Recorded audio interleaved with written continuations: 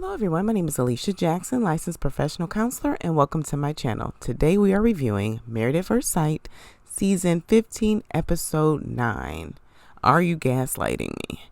This is a quick therapist review as these couples, definitely this episode for sure, but they always give us great information and great stuff to work with so that we can kind of really learn from them and learn about relationships. Anything that we do is about protection. And we see this so much in this episode, especially when they had this group therapy session at the end of it. It's so much great stuff for us to dive into. But before we get started, if you are returning to the channel, welcome back. Be sure to like the video and subscribe to the channel. And of course, comment below, let me know your thoughts. Now let's get into it. First, we have Morgan and Binh. Well, this couple seems to make some steps in the right direction. This episode, Binh is really making some strides. So Morgan, she took the advice of Krysten, who was saying, hey, how about you guys just start off with a clean slate, have a date, like start off like really trying to build a connection like you would if you were dating outside of this experiment. So they do a morning workout date, and Morgan takes him to this mermaid class, which I thought was really, really unique. And Binh was a good sport about it. He stated that he is focused, really focused on making her happy. And that always kind of makes my antennas go up a little bit, because then I'm like, okay, are we so focused on making her happy that where's Binh in this? That's always something that kind of piques my antennas up when people use that language a lot. As their scenes progress, Binh says that he hasn't been in love before, that he doesn't know what that feels like. And Morgan talked about how she has in her previous relationship and how it was the right person, wrong time kind of scenario. And Binh then opens up about his past relationship that he had in college, where he did feel like maybe they were going down that road, but he had a lot of deaths happen in his family, and it made him to kind of pull back. And his father also had a heart attack, so it was a lot of things going on in his life, and that relationship dissolved. And then we see this side of Binh that we haven't seen. He really opened up. He really opened up about his experiences as a child and really wanting to make his parents happy, and the fact that he didn't become a doctor, and how his father really felt like nothing he did was good enough. And so we see that his father has a critical part, a part of him that has very, very high expectations of himself, and of course has very high expectations of others. Binh is giving his dad grace, saying that, hey, he was 19 years old, came to America on his own, and had to build his family. And so, of course, I can even see how having that very high expectation of himself was a way to survive that situation. And at the same time, the shadow side of that is there's no grace for him, and there's no grace for other people in his relationship. And this is very typical of what happens in families, that there are common parts, that there are common ways of protection in families. So Binh, of course, has that same critical part that he saw and experienced from his father, and that critical part came up when he met Morgan. He was able to take accountability for it and even provide some clarity for her to understand where that came from. And she showed appreciation for his openness and provided some support for him. So that was great to see. Binh also stepped up, and he created this Korean barbecue moment in their house. The smoke detectors went off, but other than that, it was a cute moment for them. Binh was trying to initiate some vulnerability from Morgan. You could tell he doesn't really know how to make that happen, as he was like, hey, do you have something that you want to share? And usually in that situation, that's something that has to kind of naturally flow in a conversation, or something that person brings up on their own. And we do see, as he talks about why he has this people pleaser part within him, and how he had to survive being the only Asian in his neighborhood, and striving for education and wanting to be liked, that Morgan also shared about her experience of her dad a little bit. She said that she had to cut him off because there was a part of her that was really striving to please him. No matter what she did, it was never good enough for him. And I'm really curious about this relationship with Morgan and her father. It seems like Morgan was trying to be her best in order to keep her father in her life. And it really seems like, unfortunately, Morgan's father was going through his own journey. And that definitely put an imprint on Morgan's system. She says that she has fully healed, from her relationship with her father. I see where she has come into a space of her own. She has some awareness of the things that she is experiencing, and at the same time, we do still see some wounds that she is still very closed off. There is some distance. There is a part of her that is protecting herself from being very, very independent so that she doesn't have to rely on anyone. And there is a part of her that doesn't have much grace, very similar to Bhin's part, who is very hypercritical. So there's still some work to be done, but in her space, she's on her healing journey for sure. With this couple, they're making some steps in the right direction, and at the same time, there's just not a lot of chemistry between them. It seems more like a friendship date. I still see a lot of distance between the two. Even at the group counseling session, Morgan said, hey, I would love for Binh to compliment me. He said, I do. I called you drippy and icy, and she's like, yeah, I want you to call me beautiful. And if you notice Bhin's reaction, it looked as though that's something that would be really difficult for Binh. And maybe there is a lack of attraction there, and he doesn't want to offend her. So he's trying to find other ways to compliment her that are authentic to him. And so I don't see this forward movement continuing. And of course, at the end of the episode, we see where Morgan has heard from Alexis that Binh has been allegedly or supposedly bad-mouthing her to other people, and she is very upset. So we'll hear more about that in the next episode.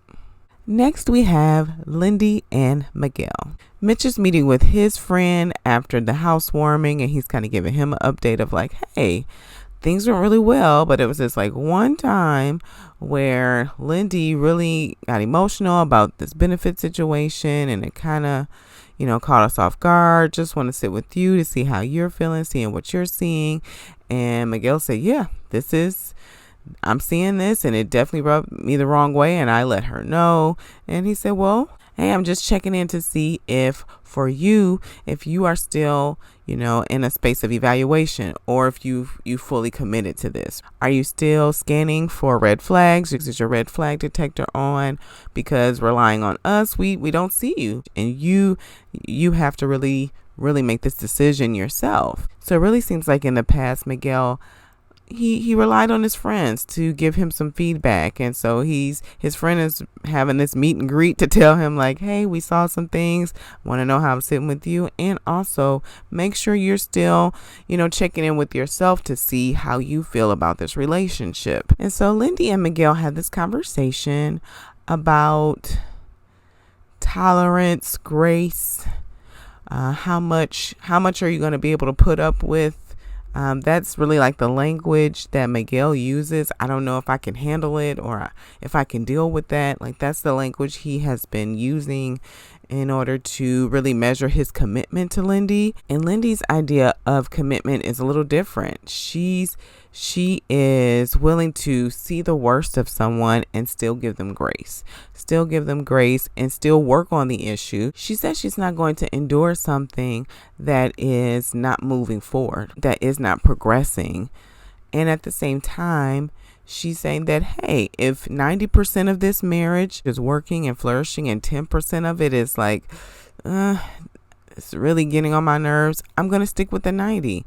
I'm not going to go look for 95% when I have 90% of this relationship really, really working.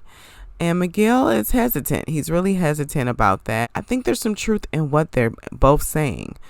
Miguel saying, hey, commitment and grace is not infinite, meaning that there are some things that are just non-negotiables. There are some things that I'm just not going to be able to be okay with. And he's deciding for himself if her becoming emotionally undone is something that he's not going to have space for, that he's not going to be able to give grace for and commit to. Lindy has a part of her that carries this belief that people are supposed to be able to support her in when she becomes emotionally undone. And there's some truth to that. You can be supportive and compassionate in times where your spouse is in distress, and at the same time, it's Lindy's job to manage her emotions. It's her job to take care of herself. Putting that and delegating that to Miguel, that is something that can become very fatiguing, exhausting, and emotionally taxing for him. So this is really him saying, I don't know if I can handle this. And we see at the couples group session where Lindy is saying like she's holding back some of her emotions and she's not fully being herself because she is doing it out of respect for Miguel, is what she stated. And at the same time, because the therapist said this, that she's afraid that he won't accept her at her worst, that she's afraid of rejection. And this may be an area of growth for Lindy where she's going to have to engage in taking care of herself and really taking care of herself. And at the same time, Miguel is also going to have to determine for himself if this very emotional part of Lindy is too much for him. He's going to have to determine that and see if that's something he can give grace to, if that's something he can commit to. That is a part of marriage. And at the same time, it's something that they can be working towards. And at the same time, with Lindy saying that this is something that she's going to be able to work with, that she's going to be able to have to grow through, that's the work of marriage. That's the work of marriage. And I understand why this is making Lindy nervous. This is making her scared because there's a fear of rejection there. There's a fear that he won't be able to handle all of her. I'm curious if she'd be open to doing some work in therapy, or if she has done some work in therapy and is continuing to do this work, because I really feel like Lindy can do some improvement here, especially since she's self-aware. She knows that this is something that happens for her and her family. Like, everybody knows, her friends. Lindy can be a bit much. She can overthink. She can really be put in a spiral. Okay, let's work with these parts. Let's work with these layers of protection that she's using. This part of her that overthinks, this part of her that has like the worst case scenario, that's always preparing for the other shoe to drop. Let's work with these parts and see how they're protecting Lindy, how they developed. I think that's just something that Lindy can work through if she's open to it. Instead of just saying, Miguel, here I am, take me at my worst, commit to me. There's some work there. Next, we have Kristen and Mitch.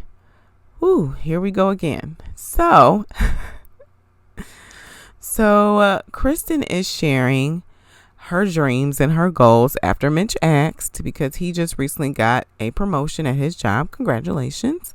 And she's talking about how she wants to flip houses, and she's even saying like, hey, we can maybe do this in a way that's sustainable. I'm really open to it, but it's something that I want to do after getting to a space in my career. And then we see Mitch kind of responds in this very interesting way. He is like making light or joking while she's talking about this, and this is really offending Kristen. What's really happening for Kristen is there's some offense there.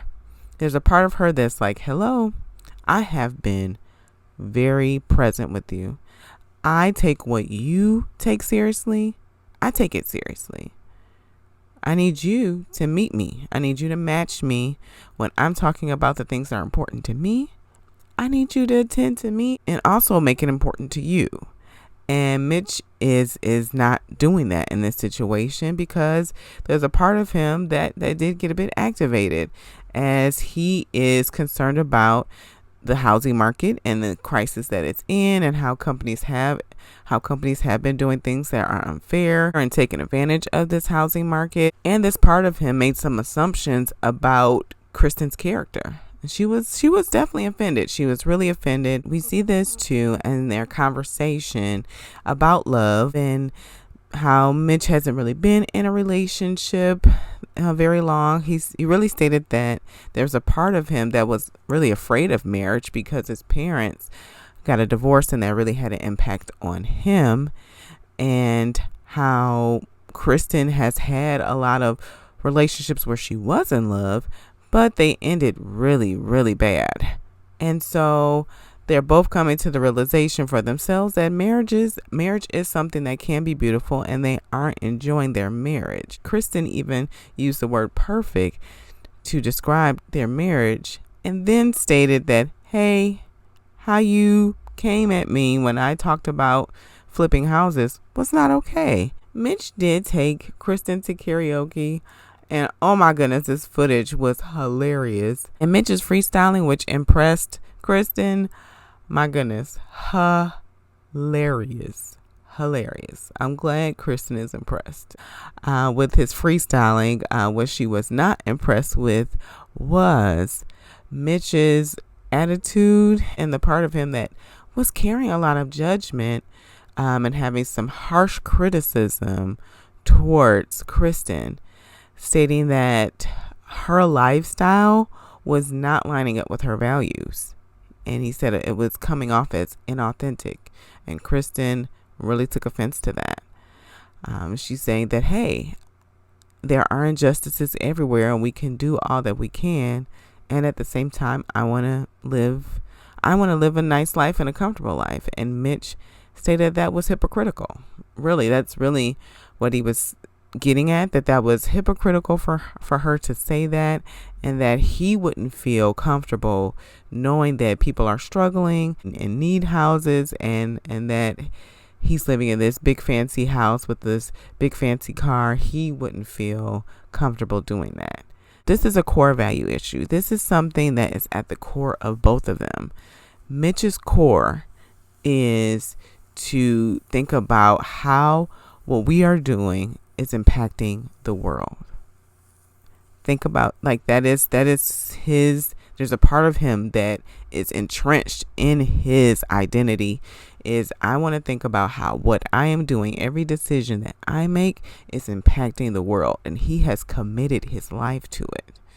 Krysten has committed her life to making a great foundation, a financial foundation for herself, and continuing to do that so that she can enjoy her life, so she can experience wonderful things and travel the world and create a family for herself.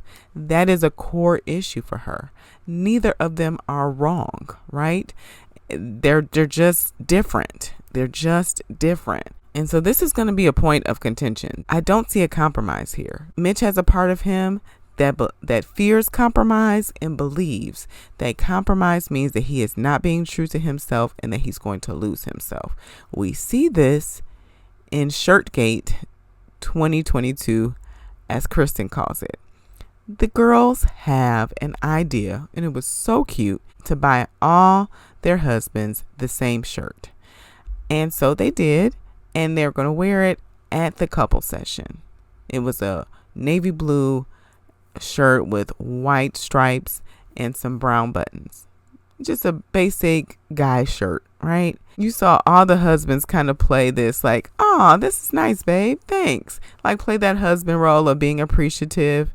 Mitch, on the other hand, said, no, I cannot. I feel like someone buying something for me, a piece of clothing for me, is them putting an expectation on me, or them, I'm not into material things, and this is not something I would wear, and I don't want to compromise because then I'm going to get lost. And he just went on this spiral. At the after party, we also find out that this situation or discussion about the shirt was about 30 minutes long.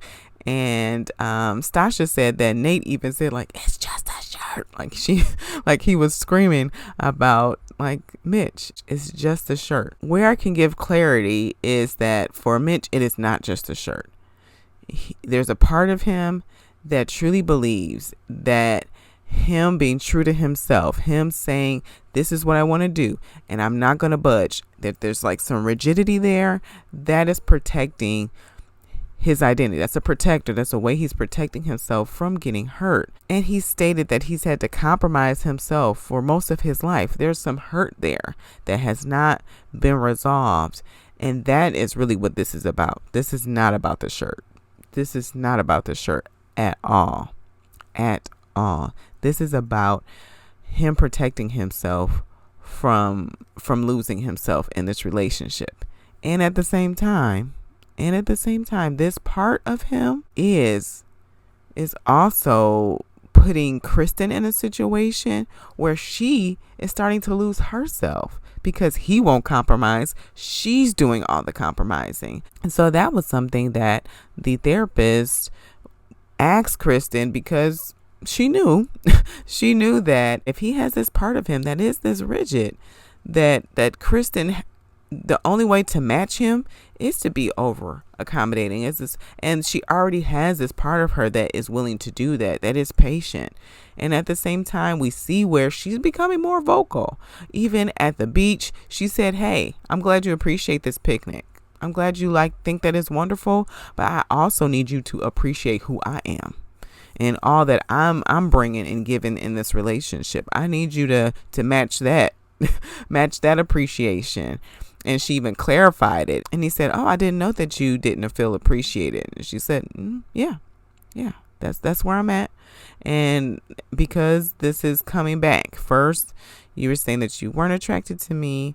Now you've warmed up and things are getting better, and you're doing some work. He is doing some work to communicate with her for sure. And at the same time, his lack of compromise is communicating how the impact of that is making Krysten feel like I'm doing all this work and you can't bend for me.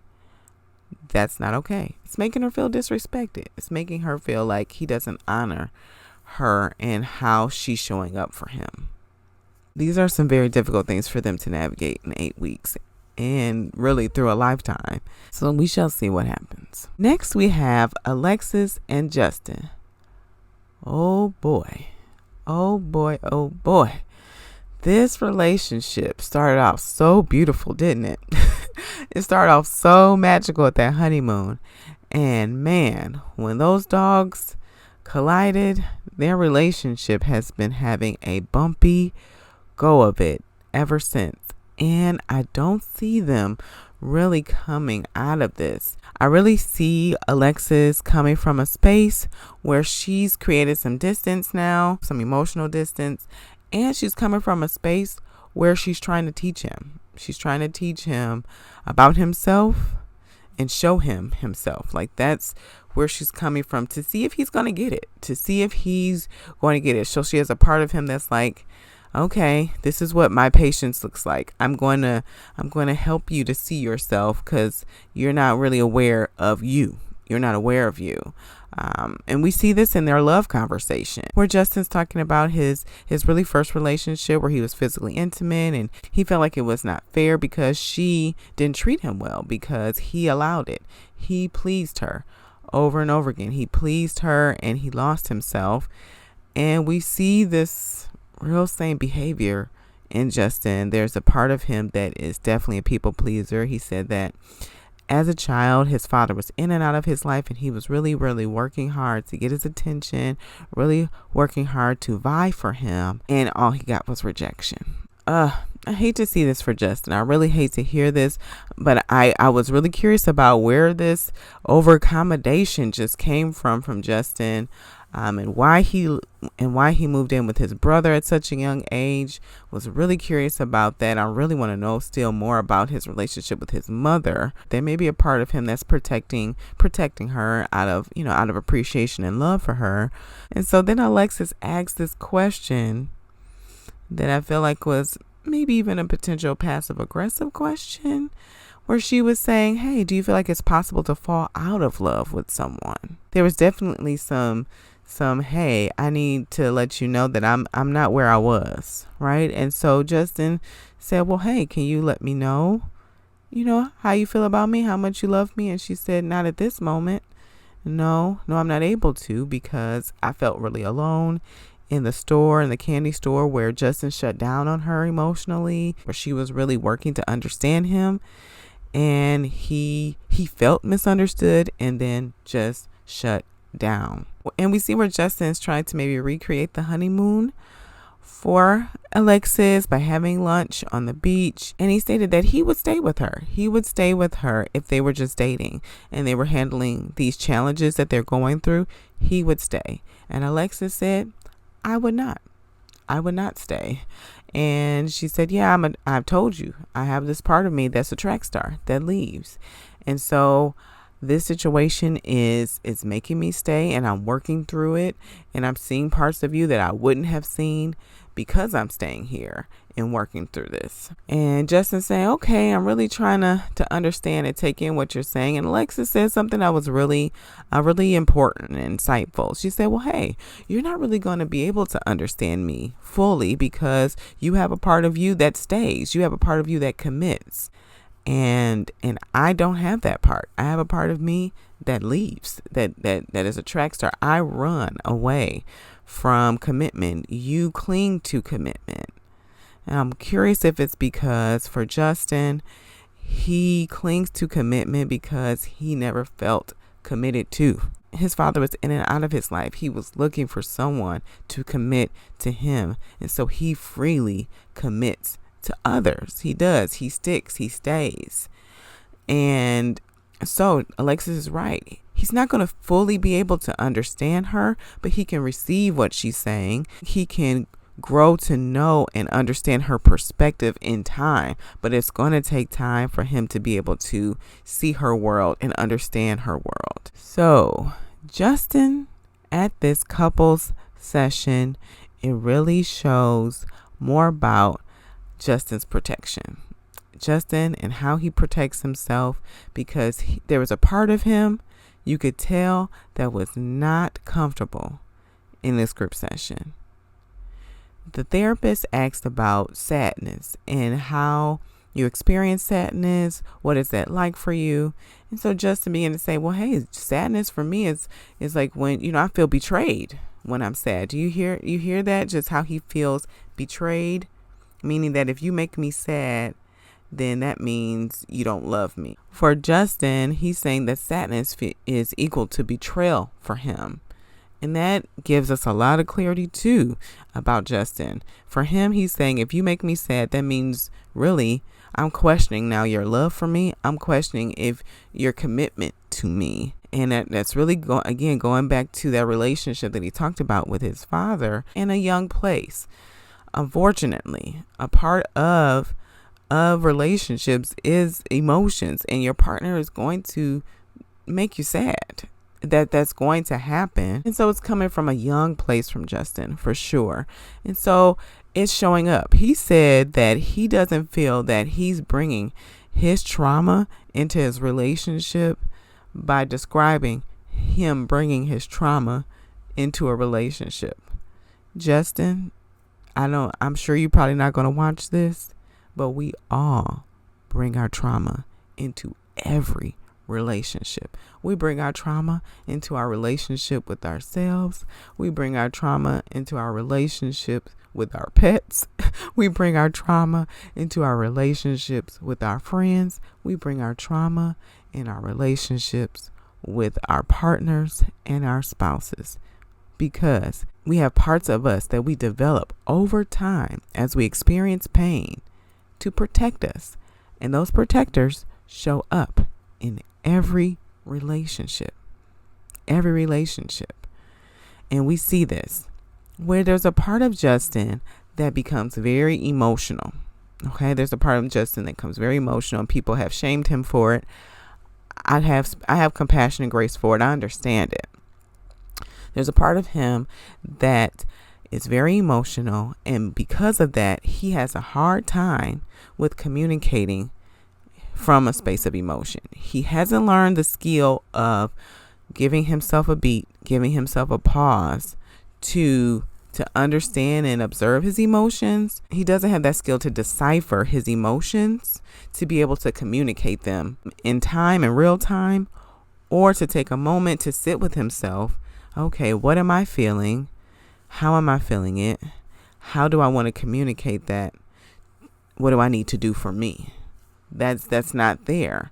And so when he was communicating to Alexis and she wasn't understanding him, that's also a space where he has felt misunderstood. And she wasn't understanding him. That's a space for him where he has felt misunderstood. And it's caused him pain. It's caused him to be distraught and unsafe. And I'm glad the therapist was able to also point that out for Alexis at the group session, because that is what causes him to shut down. That's what causes him to say, well, forget it then. We just won't talk. And you're perfect. You're perfect. You're not hearing my side, right? That's what that was coming from in that candy store. And at the same time, he has to see that Alexis is trying. She's staying here. She's trying to get information. She's like, okay, help me understand what you're trying to say to me, because I'm not picking up the signals. Or Alexis is trying to hear him out. She's trying to ask him questions. And for him, questions makes him feel like you don't understand me. How many times do I have to say what I'm trying to say?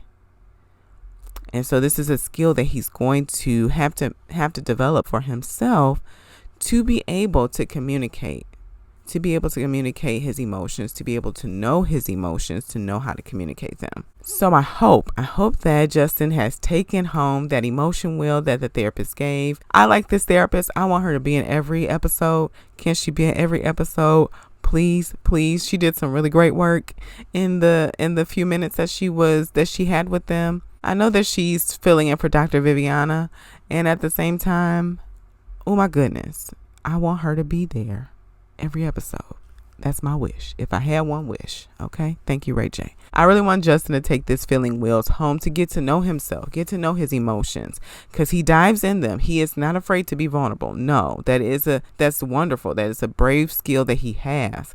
And at the same time, he has to be able to be in tune with his emotions, to have some emotional intelligence, to be aware of what he's feeling so that he can be able to communicate what he's feeling truthfully and honestly, because that is a point of contention in his relationship with Alexis. She's saying, you're not communicating to me from an authentic place.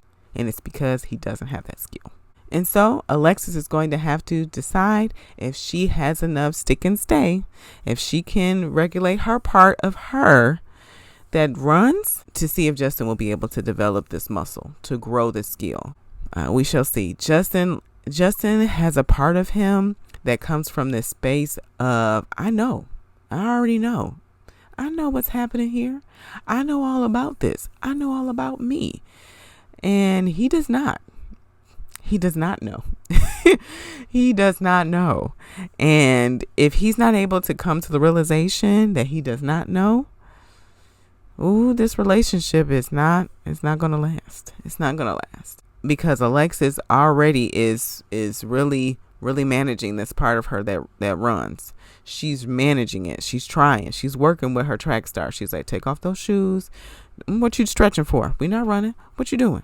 Come on back. We're not going to the track. We are going to stay. We decided. She's working on it. Justin isn't really clear about where he needs to do the work. That's the issue. Justin isn't really clear about where he needs to do the work. Next, we have Stacia and Nate.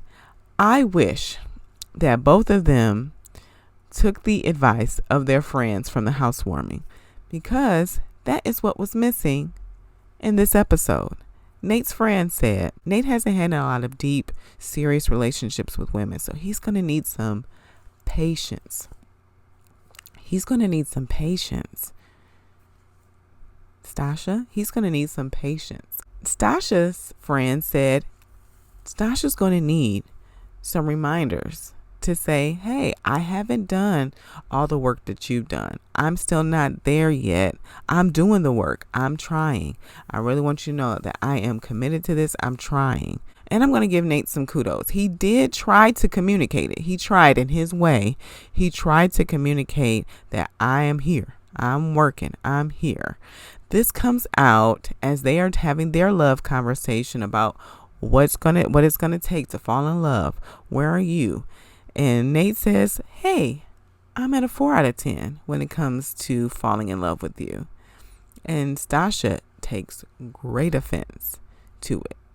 She said, 4 out of 10, 40%, 4.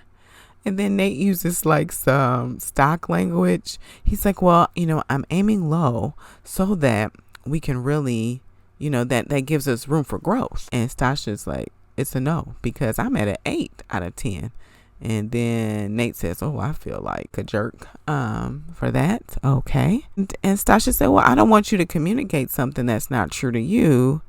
And at the same time, there's a part of her that does. As for the rest of the episode, she's basically saying, tell me you love me. Tell me you love me. Are you going to tell me you love me? Are you going to tell me you love me? What is it going to take for you to love me? Are you going to love me? And their conversations, especially that one in the kitchen where Nate's like, I think the rice is burning at this point, and he starts cooking the chicken and looked like chicken, and he was cooking. She just continues to question him. And you can tell that Nate is becoming undone. And she's like, well, I manage.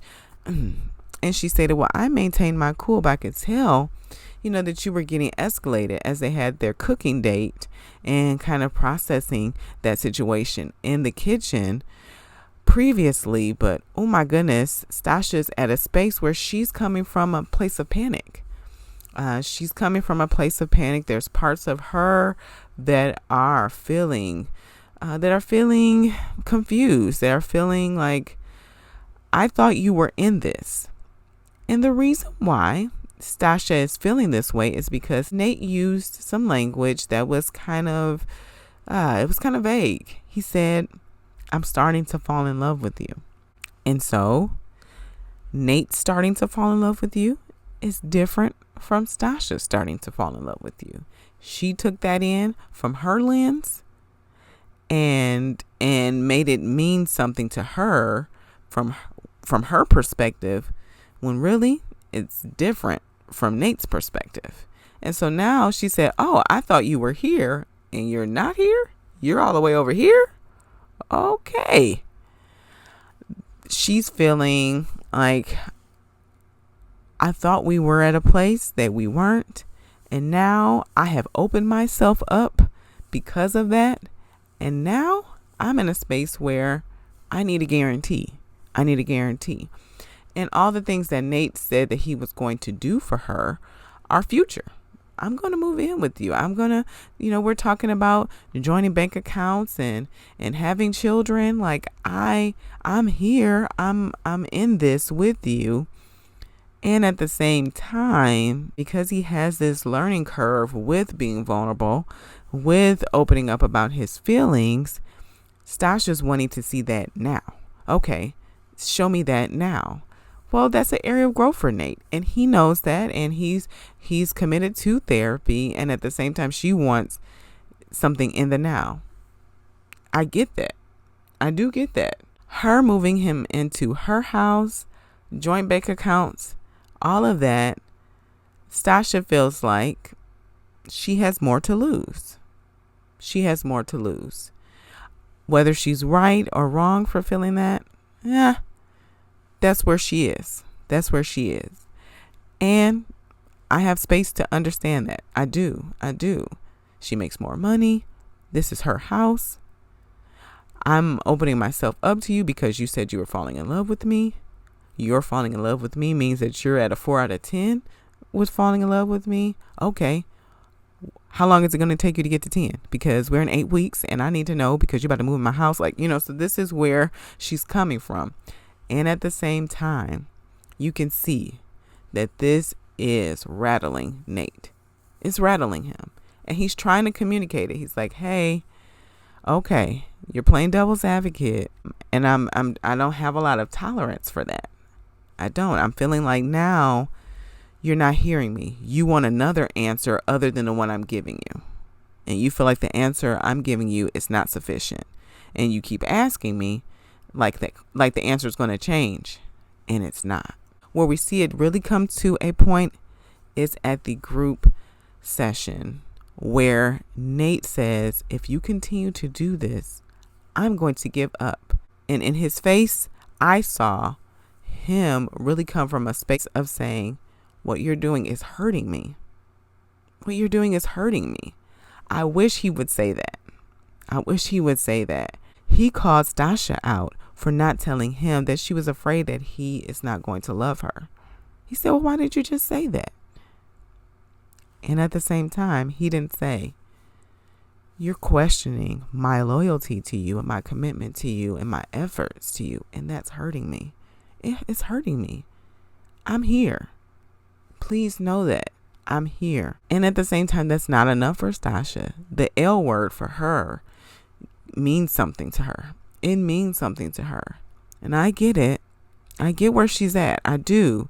And at the same time, she does not want him to say that word and not mean it.